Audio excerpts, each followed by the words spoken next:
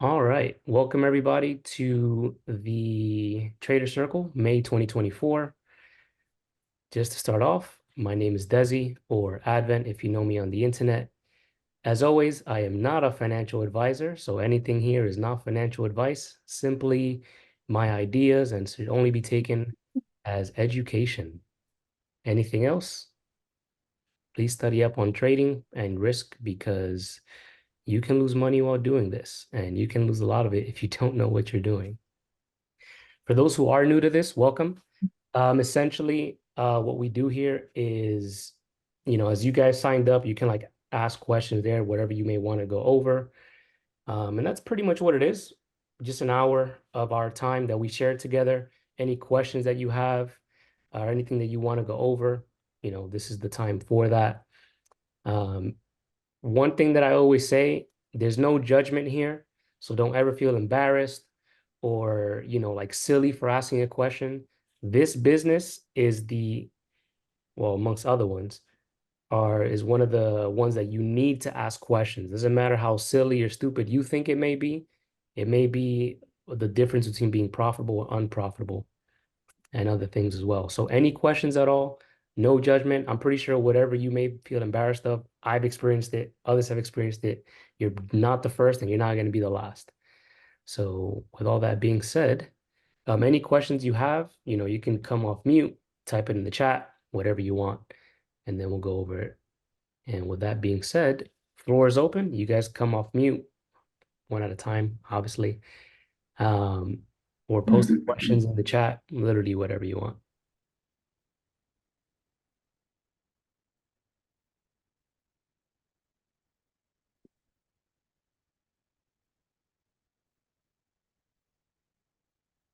You guys can speak in the chat. Okay, so I have a question. Do you use like the 50%? So like when trading using price action, do Mhm. you use like the previous 50% or previous week or any of those 50%? Because I see that a lot and I'm not exactly sure. I see that price goes back, like it's drawn to those 50% areas a lot, Mhm. but I'm just not exactly sure of how I should be using those areas. Now, when you say, let's say for the sake of the conversation, let's do this is SPY on the 4 hour time frame. Let's do the daily. And let's do. And do you mean in the sense of like, do I trade off that 50 level? Do I trade any reactions to it? Do I target Yes, 50 level, things like that? yes. Not really. Um, you know, at most what I may do is let's say if I want to get extra targets, I might draw some fibs from let's say this low to this high, and you can have a 50 fib level there. Mhm. Um, but even in the sense of, let's say the weekly, since that may give us something different, I don't really bother with it. Again, not because it doesn't work, just because, I personally learned a lot of things before I discovered this thing that people use. Again, I personally don't care for it. I don't add it to my, like playbook or strategy or anything like that. Um, I wouldn't really know how people use it. I do know that some people do, like, let's say their stop loss. In this case, let's say,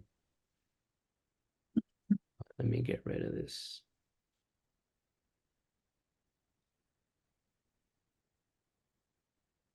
Let's say they draw their fibs on the daily and they might say, all right, I'm going to go long.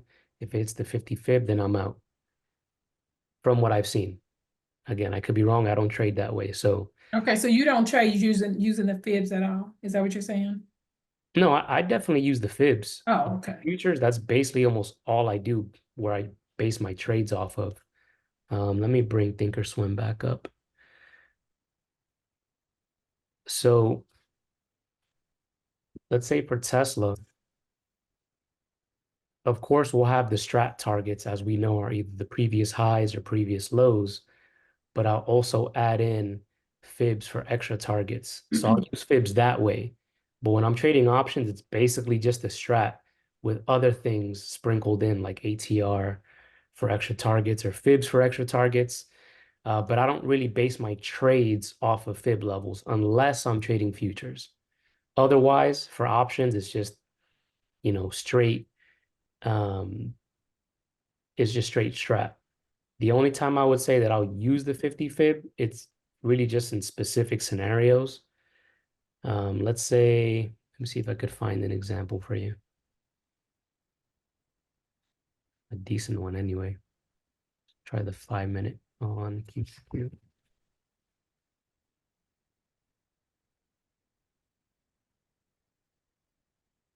This might be a good example. Let's see. So with the W that I've been telling you guys about, if you miss this initial entry over here and you Mhm. want to get it on a pullback, I'll draw my fib from the lowest point on the right side of the W to the high point before it reversed. So this is the lowest point before it reversed to the upside, and this is the highest point before it reversed to the downside, as we can see by this 2 down candle. So if I'm trading futures and this kind of evens out with the center of the W per se, I'll have a buy order sitting at the 50 fib. And as we can see, this is QQQ. When it pulled back, it came back to that 50 fib level and basically went against you by what, a few cents? And then it just kept on going up. So I'll use the 50 fib like in those scenarios, but not how some other people may use it for, like, the previous day 50 retracement or whatever it may be. I don't use it like that. Okay. Does fib stand for Fibonacci? Yeah, fib Mm. stands for Fibonacci retracement for those who don't know. So we're all on the same page. Jacob asked, how do I make sense of breakup structure and change of character to identify entry points for a long position? Better question asked for someone who trades ICT. I don't trade ICT, but the way I like to see it is this. Let's change this to, might be a little easier to see with a line graph. So let's do, so let's say with this, right? This W, this break right here would be whatever sellers were selling over here, they got blown away by all the buyers in this big push up, right? So for me, this structure being broken right here, or in simple terms, you can see it as resistance being broken in this level there. And as we know, old resistance becomes new support, right? So when we get the move back down in that same level, as you can see here with the line chart, it bounced off that level over here. Let me get rid of all these circles that I drew. So you can look at it as, all right, if there's a bunch of sellers that kept on selling it off here, then in that same area, I should be good for a buy to take it to the upside because we broke this structure level. Does that make sense at all?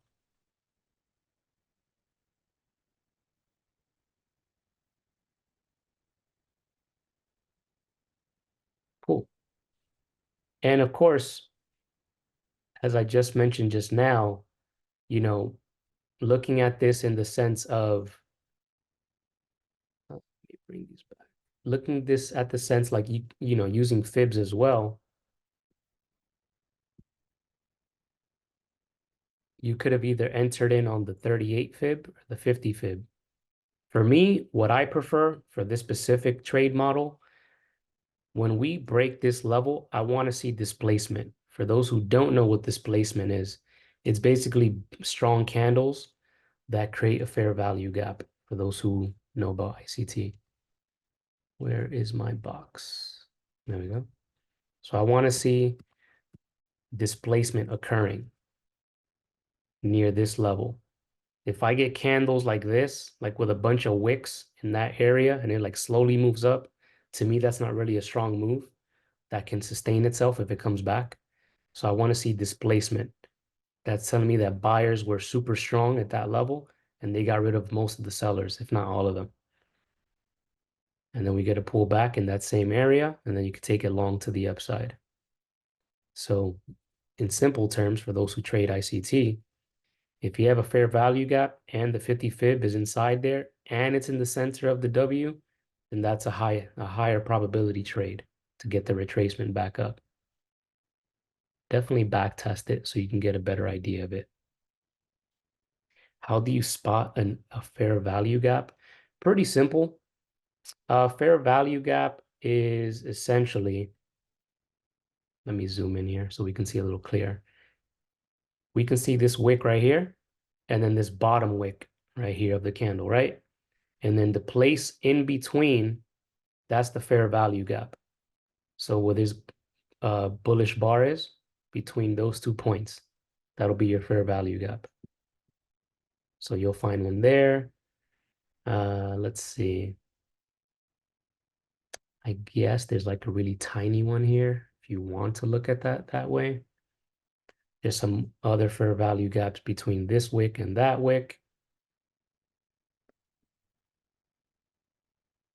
If you want to see some bearish ones from this wick to that wick, you have a bearish fair value gap there. But that's pretty much fair value gaps as far as I was taught anyway. Yeah, I think there's some indicators to draw them, that or rather that draw it for you, and it'll disappear once they're filled. So you can use that if it helps you spot them. But once you know where they're at, you don't even need to draw them like I just did. They'll pretty easy to spot.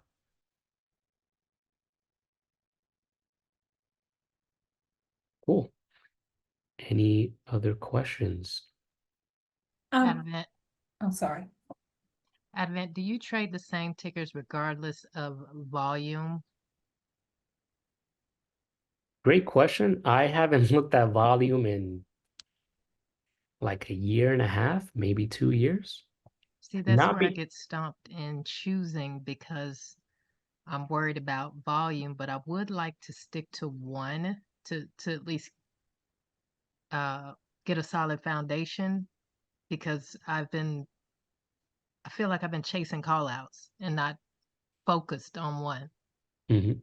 And I feel like if I choose one where I can afford to buy close to the money and just focus on that, um, maybe I could grow in profitability that way. What's your Definitely. thoughts on that? I personally always advocate for like self-sufficiency. Um, that's basically like how I like to teach as well. Because, let's say the Discord were to blow up tomorrow, like what are you gonna do? Right? So without going in too long of a tangent, when I first learned how to trade, my first mentor, he like kind of taught me how he traded and things like that, but kind of still made us like reliant on him. And one thing I realized is like, not that I don't want to rely on people in terms of trading, but you still want to be self-sufficient, right? Like I mentioned, if something were to happen to me or the discords or whatever it may be, what are you going to do from there, right? So I always say when you're trading, you are trading, not you in the group, not you and your friend. You are trading. And then when you're done trading, then you can go hang out with the group, chop it up, whatever you want to do. Um, in terms of trading like one ticker, definitely recommend that. You want to master one of them before you add a bunch. Like even my watch list that you guys see me post daily, I have what, like 6 or 7? I only trade two things. I trade YM and I trade Tesla. And that's basically it. And sometimes I'll swap if I want to do like Tesla and Nvidia towards the end of the week, or like or YM and like one other stock. But I only trade two things. And to me, it keeps it much simpler. So when I'm trading, my setup will look something like this. Let me bring this up. So I'll have YM up here.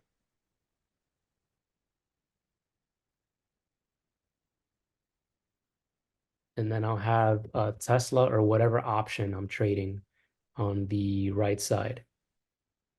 So, and that's pretty much my setup every day. I have my futures and then I have my options, and that's it.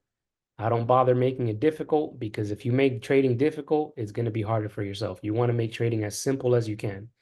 And one thing that I learned about myself is that I'm not the type to trade like 5, 6, 7 tickers a day.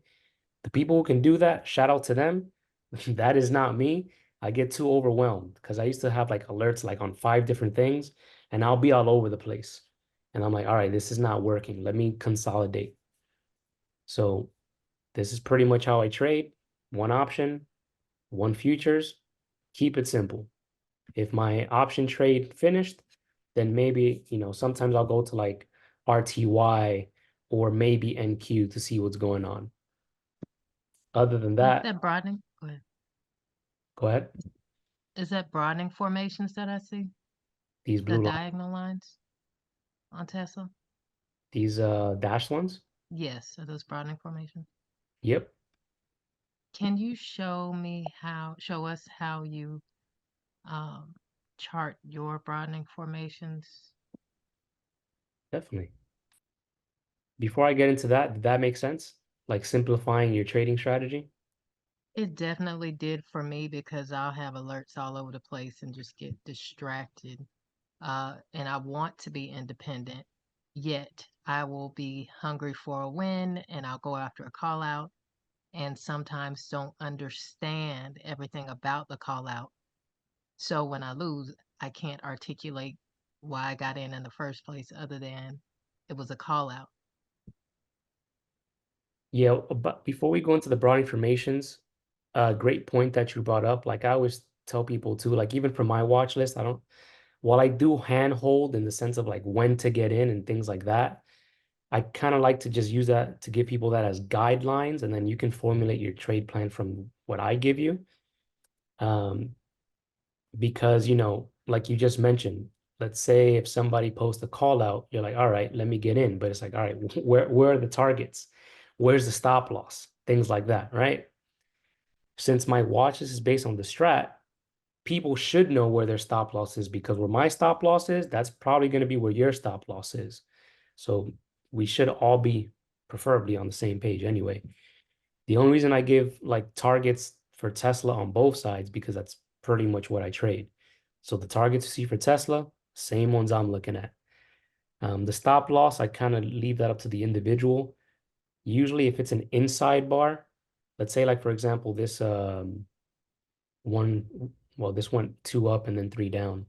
But when it went 2 up, when it's an inside bar, I'll probably have my stop loss under here. So if it becomes a 3 down, I'll stop out of that original trade and then I'll get in for the shorts.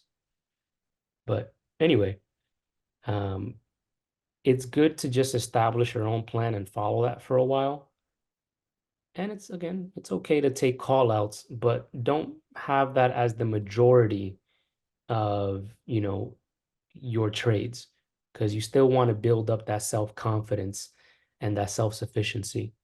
And sometimes, if you're taking some trades on your own that may lose here and there, and even some trades that people might call out, you might get discouraged. So I'll keep it there before I continue talking more about that. So for broadening formations, as we know, we draw them from the yearly all the way down to for me, I do the daily. You could draw them to the 4 hour, but I just want the strongest ones. So I just keep it simple and keep it at the daily one, right? I used to draw them on the 4 hour, but being transparent, I got lazy. And also because, like I said, I want the stronger ones. I don't really care for the ones under the daily. When you're drawing them, I'll bring it up on TradingView since it'll be a little easier for us. I was taught to draw them off of 3 candles, but you can also draw them off of 2 candles if you wanted. Just personal preference because that's how I was taught to just look for 3 candles. So what we're going to do is we're going to find our 3 candles that we see right here. This is the 4 hour, just to show you guys an example.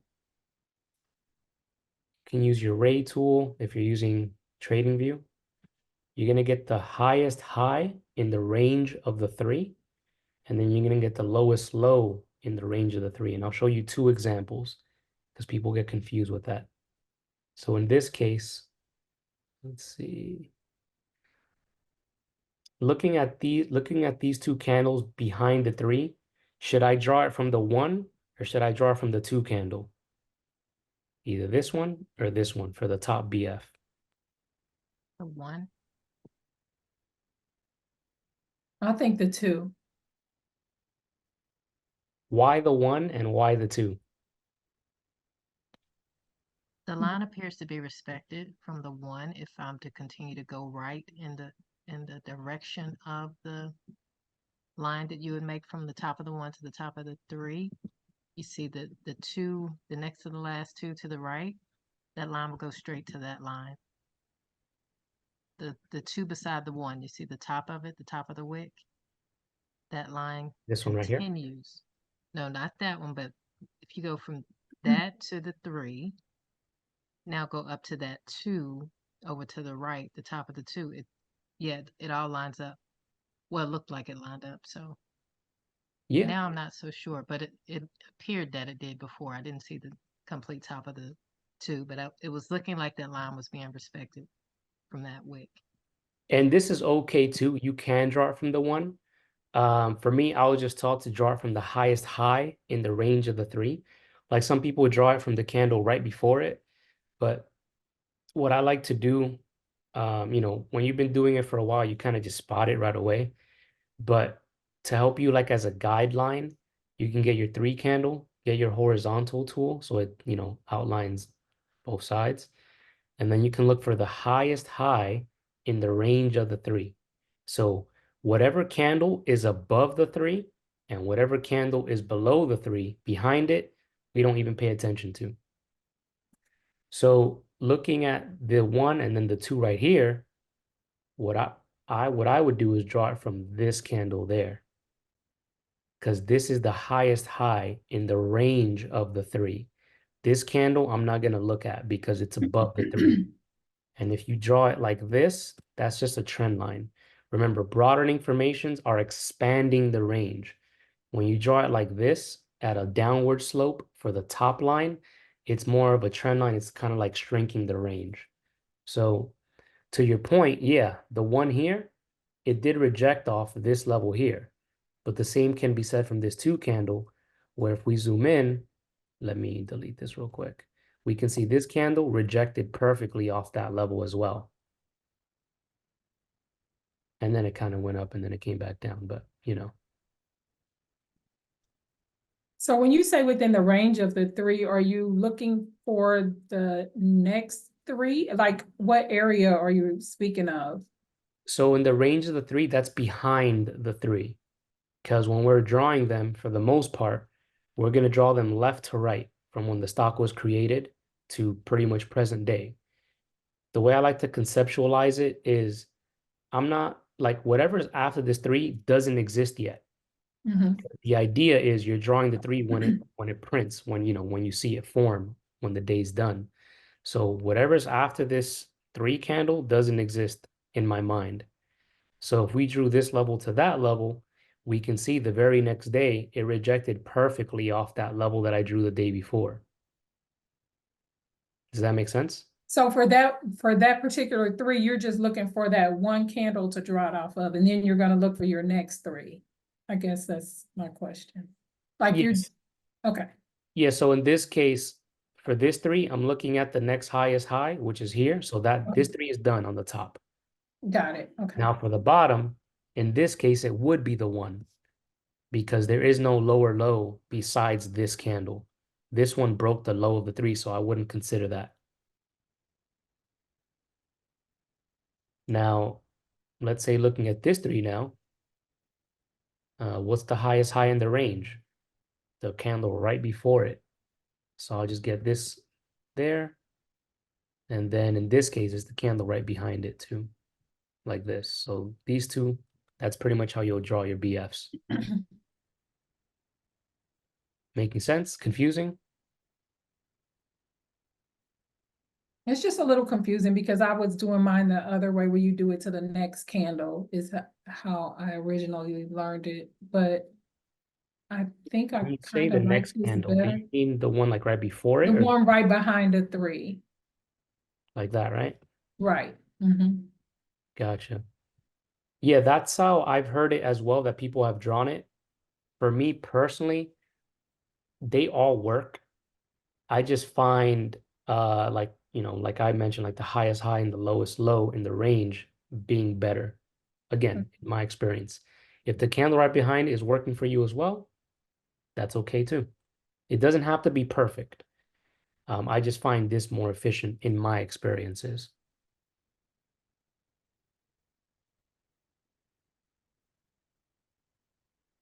If you traded Tesla on Thursday or Friday last week, can you go over your entries, exits? I traded Tesla and so I had some horrible trades and I seem to enter in a lot of consolidation. Definitely. Let's review Tesla for last week. Oh, before I continue, let me bring up Apple real quick.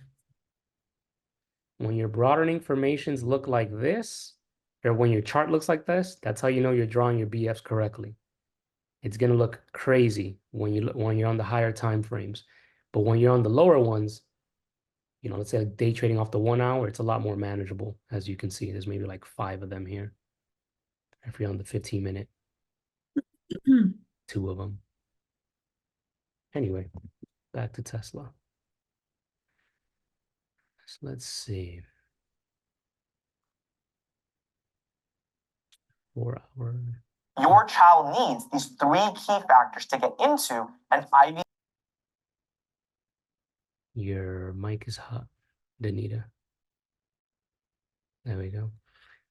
All right. If it doesn't let you unmute yourself, let me know because I muted you myself manually. Let's see.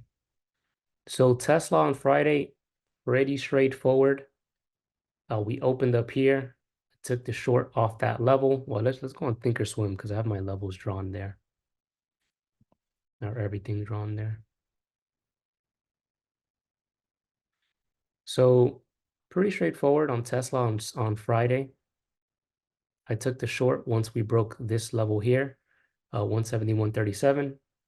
I got into puts and my first target was this fib level right here, which also lined up with this broadening formation, which was nice. And let me open up my watch list. So this was, yeah, so the fib level was my first target. My second target was 169.52, which is around there. And then 168.76.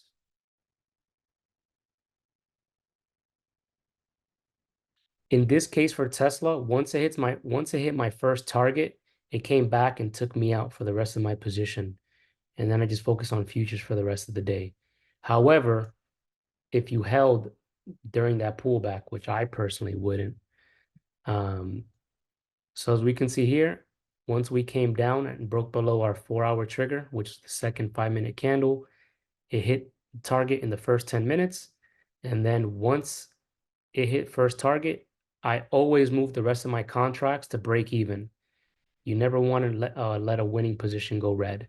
So in this case, once it hit the first target, I moved my contracts to break even. I took one of them off here, and then the reversal took the rest of my contracts out.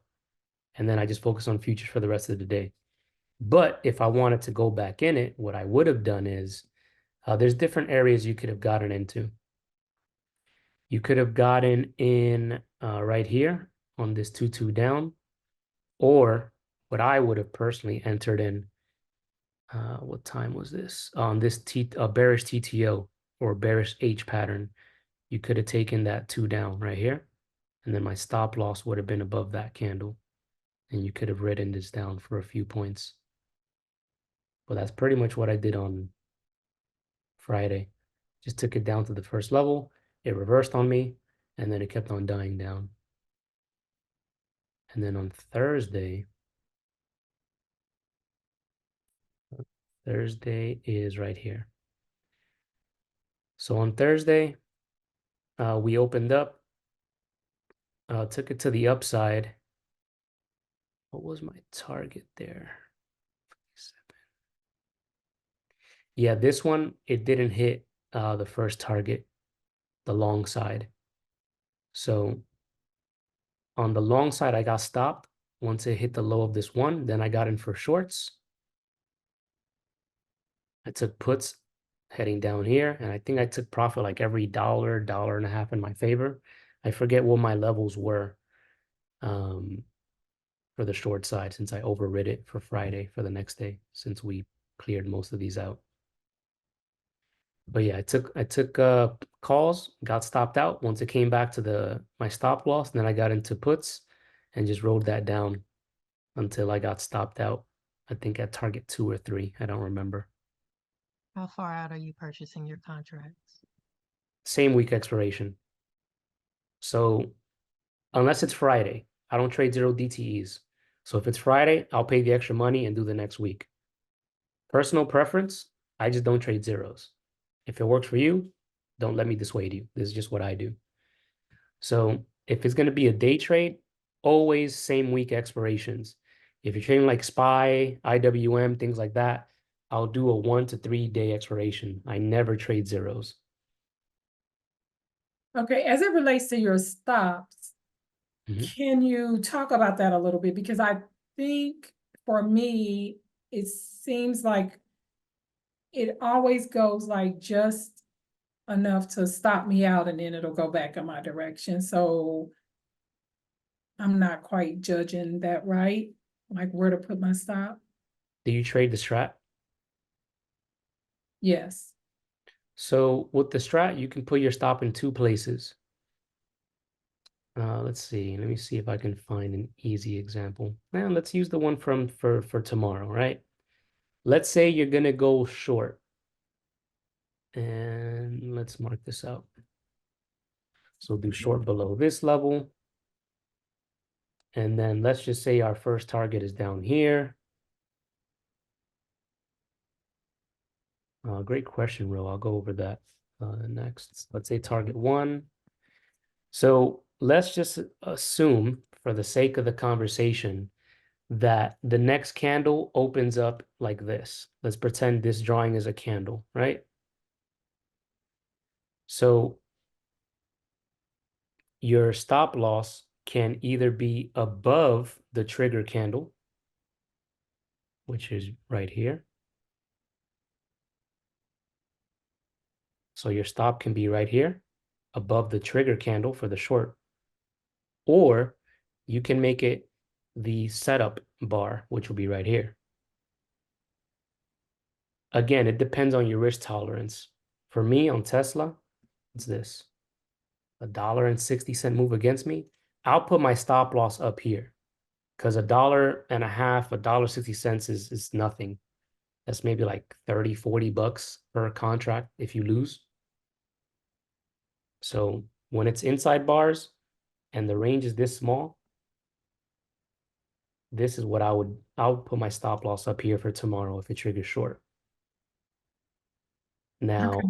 if it's something, let's say like Friday's 2 down, where this candle here is similar, you can put your stop up here. But for me, I'll probably just use the trigger candle as my stop,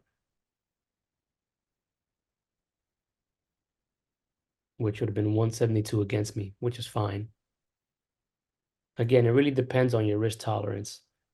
Let's say for NVIDIA, which I prefer to trade on later in the week because the contracts are super expensive, I'll probably do 50% of the previous candle to stop out. For example, let's say on this bar here, I think this went 2 up and then it went 3 down, if I recall correctly. What is this? Yeah, so this inside bar is $7. You know, that's a nice chunk out of your contract if you're trading NVIDIA. Granted, if you're trading NVIDIA, you should be used to those big moves anyway. But you know, with a 7 delta move against me, I'll probably be a little more tolerant to my risk and maybe do 50% of the previous of the inside bar candle or whatever it may be as my stop. Okay, thank you. Of course. Before I get to Rose's question, anybody have other questions?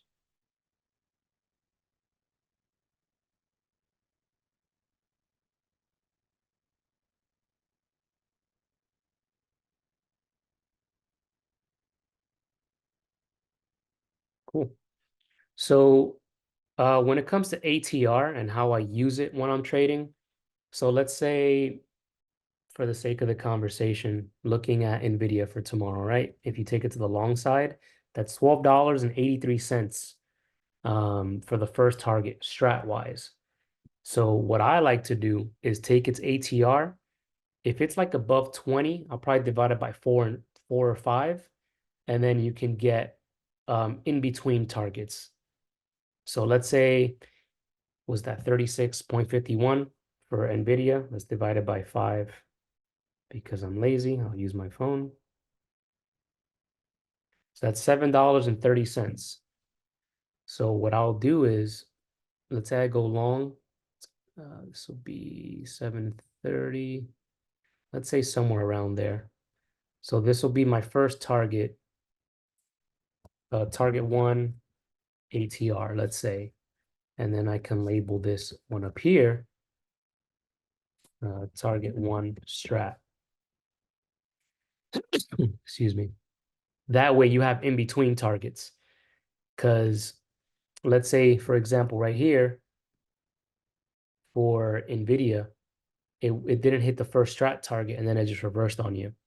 But if you're up like $5 or $6, you might want to take some of that.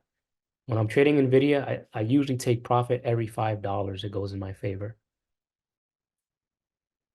But that's pretty much how I use ATR in conjunction with the strat. You can also look at it in the sense of if you're going to choose contracts, you don't want to choose any contracts that's more than 50% of its ATR. So if I'm looking at NVIDIA, I'm not going to want to choose a strike price that is, let's say, $18 away or more from the current price. So if we're at 900, I might go like 1918 as my furthest strike just to stay within its ATR because you don't want to get caught up with that out the money contract where, it just loses value because of theta. And if it chops around, it's going to kill your premium. I was taking notes there. So you said you don't want a contract more than 50% of the ATR, outfit Yep. more than 50%. Okay, thank you.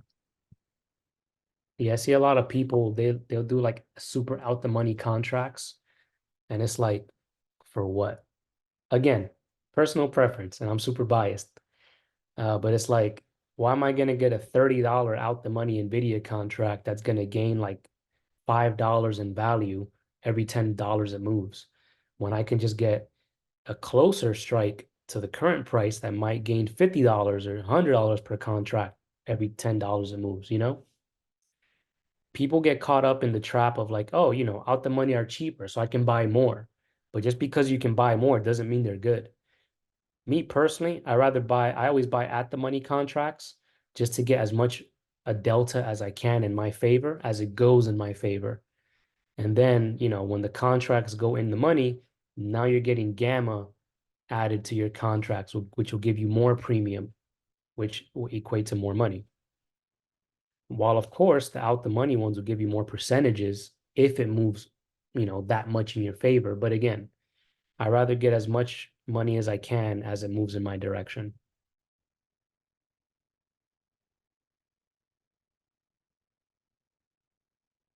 Cool. You guys can type some other questions in. Somebody mentioned there's some questions from when you guys signed up. Somebody mentioned reading charts. If you're here, I'm gonna need more insight because reading charts is very, very vague. And, is it when you say reading charts, that technical analysis? Is that understanding candles, market structure, things like that, patterns? So if you are in here and you can, give me a little more insight on what you mean by reading charts, that would be great. If you're not in here, then what I recommend is, assuming that person rewatches this, what I recommend for all beginners, let me open this up real quick, is the Candlestick Bible. It'll teach you basically everything about candles for the most part.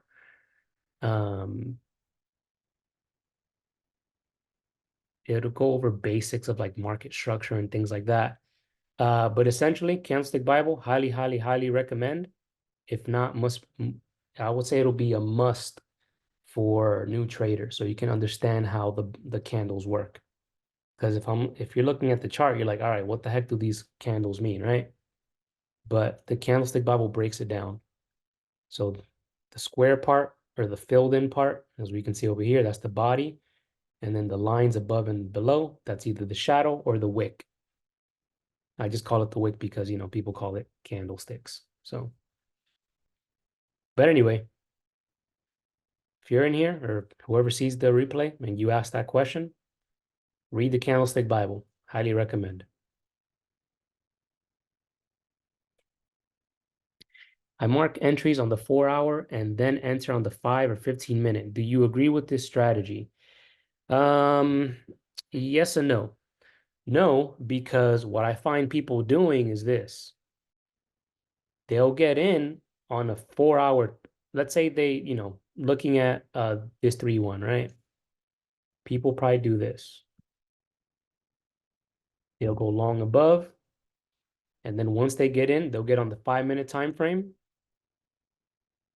And then they might do something like, let's say, let me find a better example because that one went pretty high before it reversed. Let's see.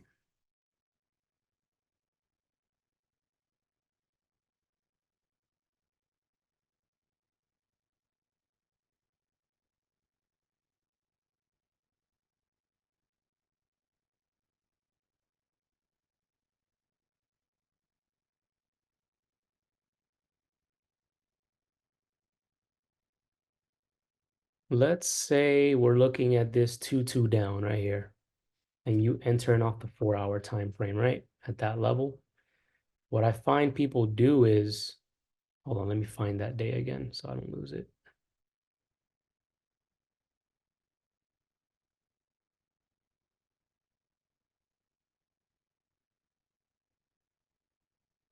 What I'll find people do is that they'll get in on the 4-hour time frame, then they'll switch to the 1-hour, and then they'll get spooked. So they might do something like this. They'll get on the 4-hour, they see this candle go 3 up, then they'll get out of their puts because it's reversing on the 5-minute. But it's like, who cares what the 5-minute is doing when you're looking at the 4-hour? The only time I ever go on the lower time frames is if I miss the initial 4-hour entry and I'm looking for a TTO to enter in on. Otherwise, I have no business being on the lower time frames, especially if I'm looking at the higher ones, because you're gonna get spooked. Like, oh my God, it reversed on the 5-minute, or it reversed on the 1-minute time frame. I need to get out of this trade. It's like, why?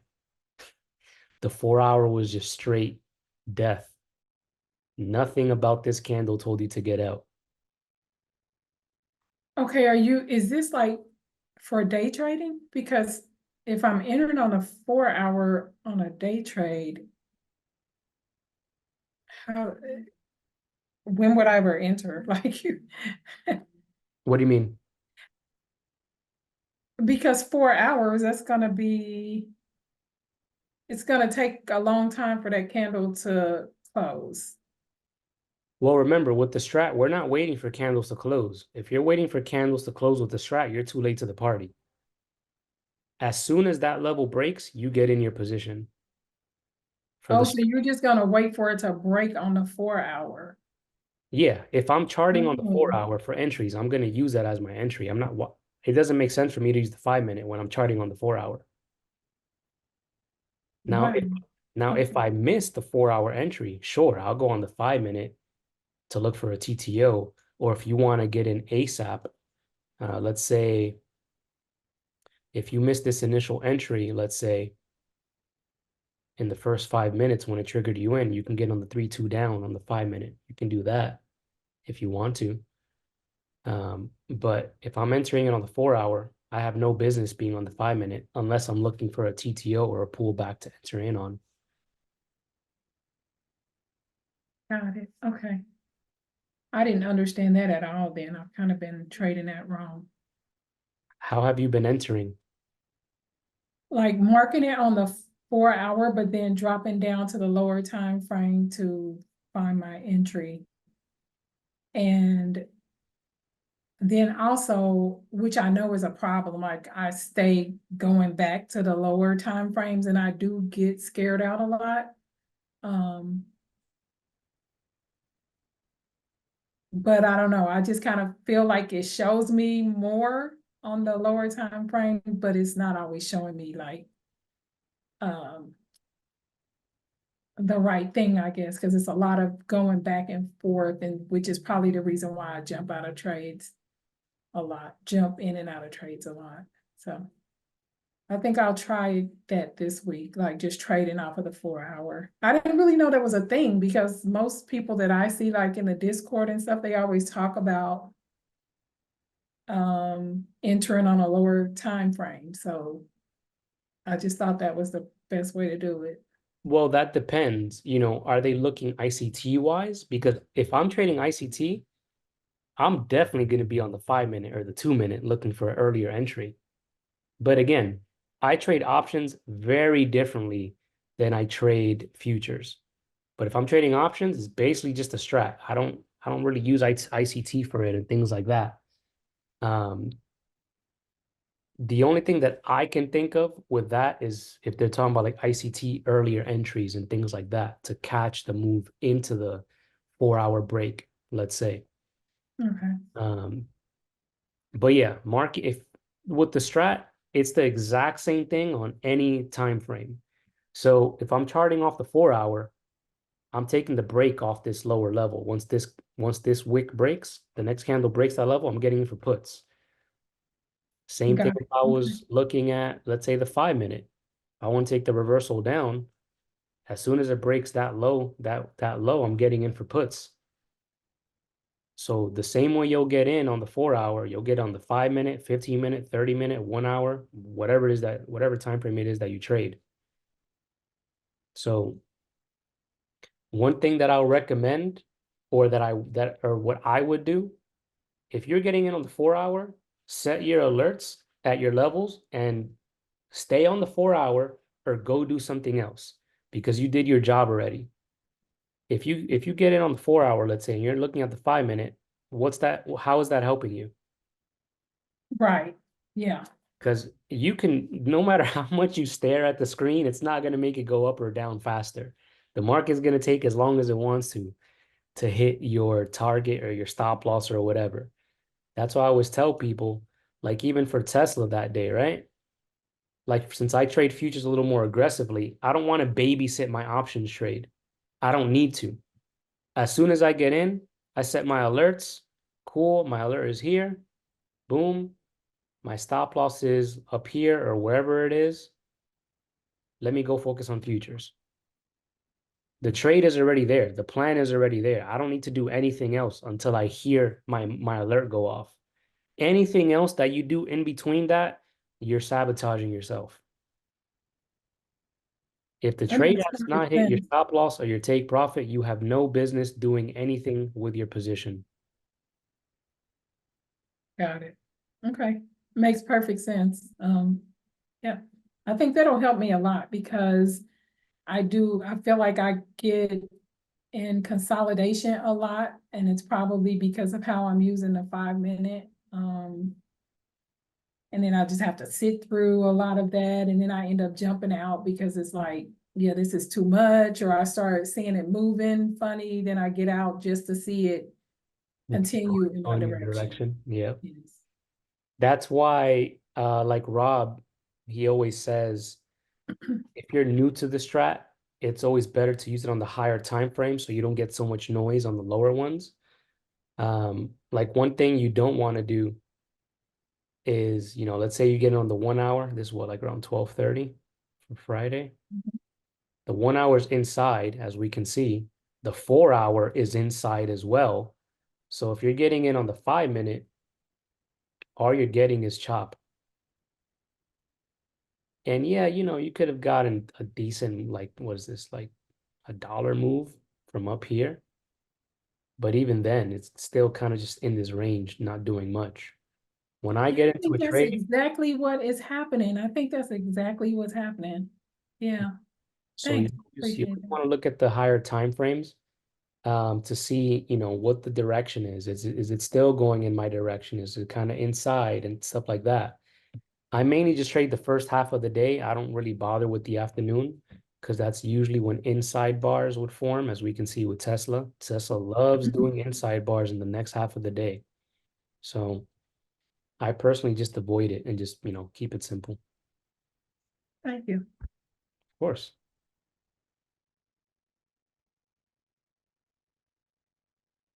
Any other questions you guys can mention?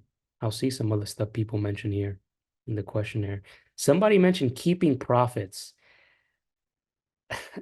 Again, definitely would be great if you are here to enlighten me on what that even means, because there's like 10 different ways I can approach that. Is it keeping profits in the sense of you're over leveraging? Are you putting up too much size? Are you not taking your profit? I can go different routes with this. So whoever mentioned that and you see this replay, please let me know in the comments when I put it up on YouTube because it's a little vague. Somebody also mentioned, just don't feel confident that I fully grasp the concept of executing options trades, when to get in, contracts to choose. Well, so far I did mention when to get in and things like that, and choosing contracts, use the ATR for that. Again, I prefer using at the money contracts. You can do in the money if you want to as well. And personally, no more than 50% of its ATR when you're going to choose a strike price. Somebody mentioned how to determine exactly when to go long or short. Again, it's a little vague in the sense of I don't know what time frame you're using. If you're using the 5 minute, it could be a little difficult for me to explain that. But ultimately, I'll give you a TTO trade that I did for Tesla. Let me see if I could find it.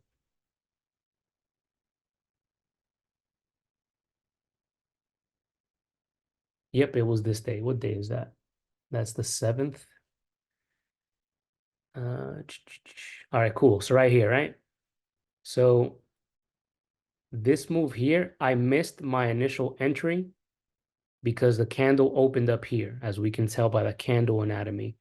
If it's a bearish or red candle, we opened up at the top of the body and we closed below it. So price opened up way past my entry all the way up here. And I don't like chasing trades. If I miss it, it is what it is. Tomorrow's another day. But in this case, we got it opened up here, it left me. So all I need to do now, if we're going to continue bearish, remember TTOs exist. All we need to do is wait for that pullback.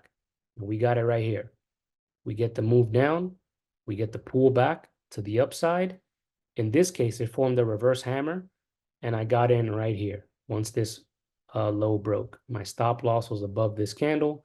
I was targeting low of day and my other targets that I had. Easy.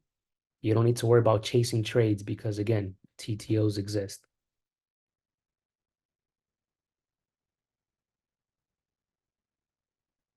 Hopefully that made sense. And if you don't understand TTOs, don't worry about it because it took me a while to understand it too. But the more you look at them, the easier it will be.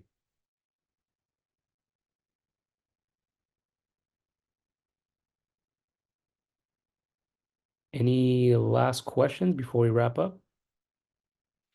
TTO is a reversal back into the direction of the trend. So as we can see here, we're bearish on the 4 hour. So we're bearish on the 4 hour. The daily's probably red. The 1 hour's 100% red. So clearly we're bearish for the day. With a TTO or the bearish ones, you could look as a lowercase h pattern, right? So we get to move down, come up, completes the H once it breaks that low there. So the TTO is just a reversal back into continuity, meaning bearish continuity in this case, right? Because we're bearish here, and then we go back bearish once we reverse back down. Super, super helpful. And that's basically how I trade options. I get on the 4 hour. If I miss it, go on the 5 or 15 minute, look for a TTO. That's it. Keep trading simple, and it will be simple. If you make it complicated, it will be complicated.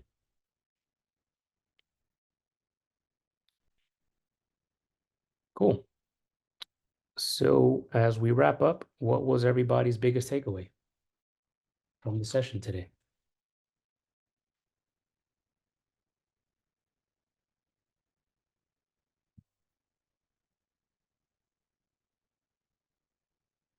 You can type it on the chat, come off mute, whatever you want.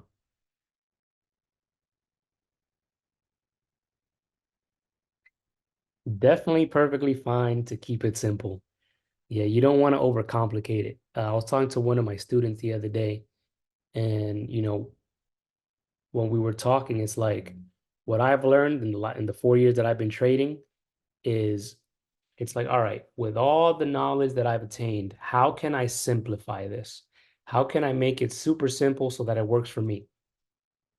Like I mentioned earlier, people who trade 5 tickers, I cannot do that. I've learned that. So how can I keep it simple? I only trade 2 things every day, maybe 3. That keeps it simple for me. When I'm trading options, keep it simple. I get it on the 4 hour or I get it on the daily. If I miss those entries, I get in on the 5 or 15 minute looking for a TTO. That's it. Keep it simple. Definitely. Get off the lower time frames to hold your trades longer. Absolutely. Yeah, you don't want to get on the 4 hour and then be like, all right, let me get off my shorts because it's reversing on the 5 minute. Like it's gonna reverse on the 5 minutes. That's normal. It's to be expected, especially if you're looking at the lower ones. So do I swing trade? I swing trade here and there. I usually swing trade more when I'm selling premium. I don't really like, I'll buy premium when I'm swinging here and there, but usually when I'm selling premium, I swing trade positions a lot more because for those, I just have them cooking in the background and data is for me as opposed to against me when I'm selling premium.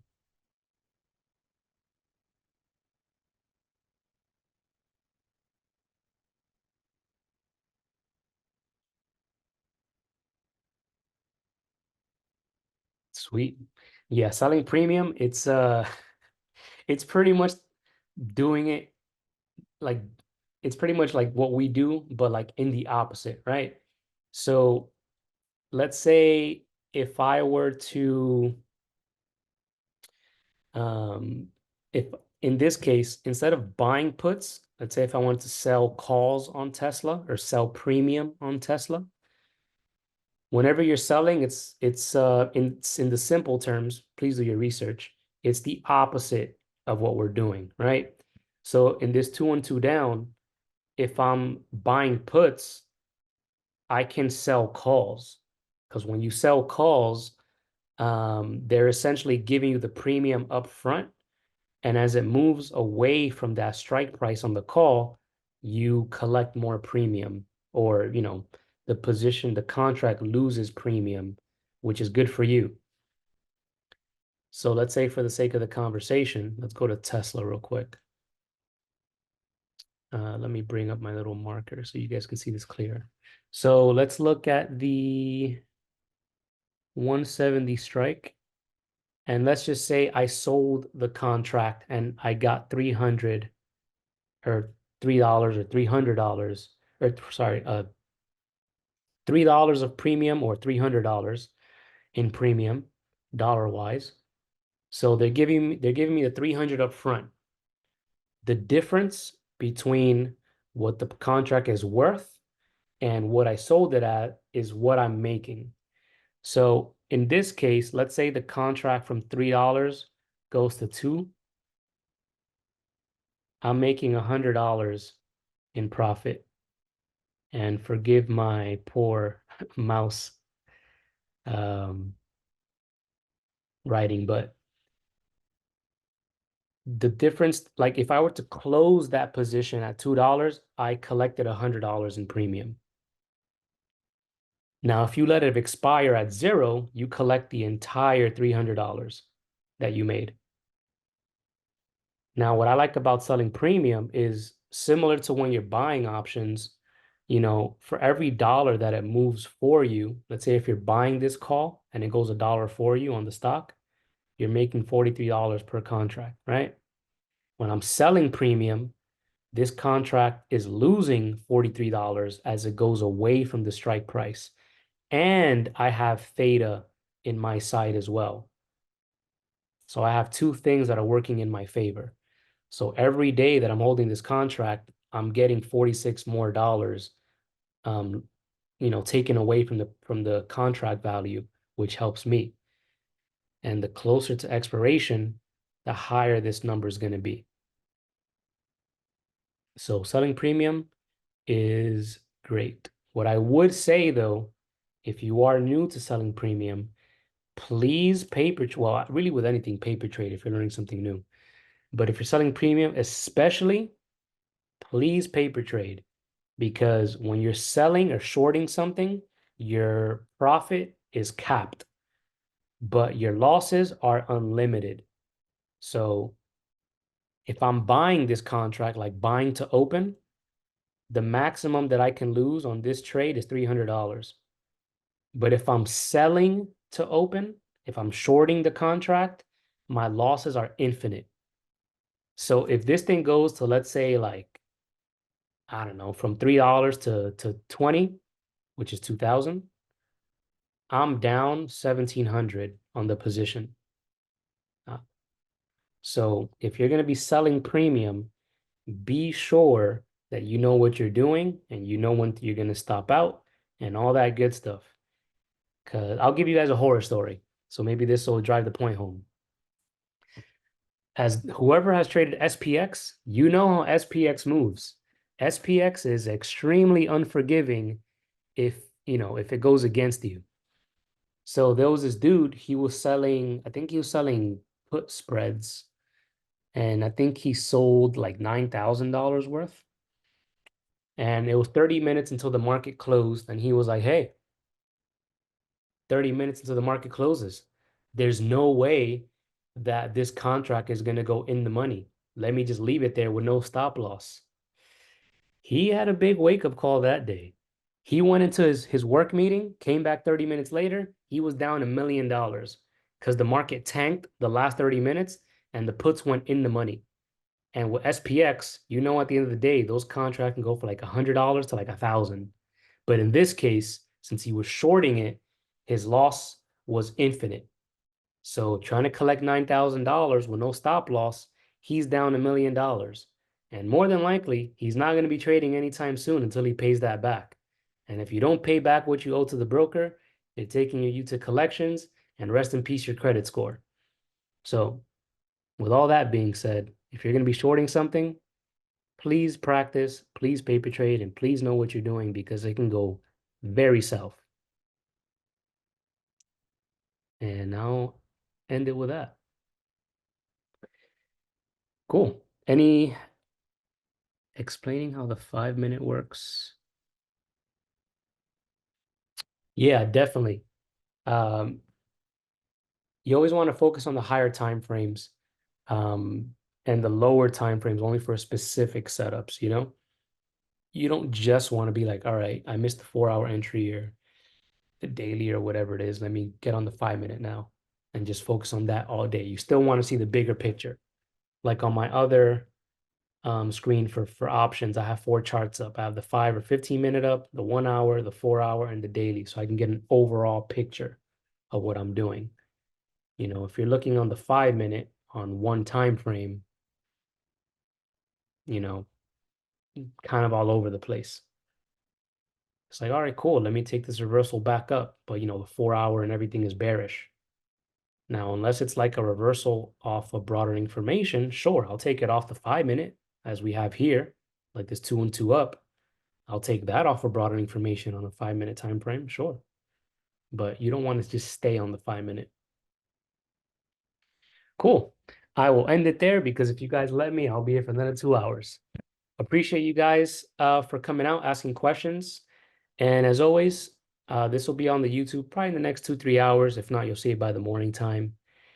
As always, I hold these the second Sunday of every month.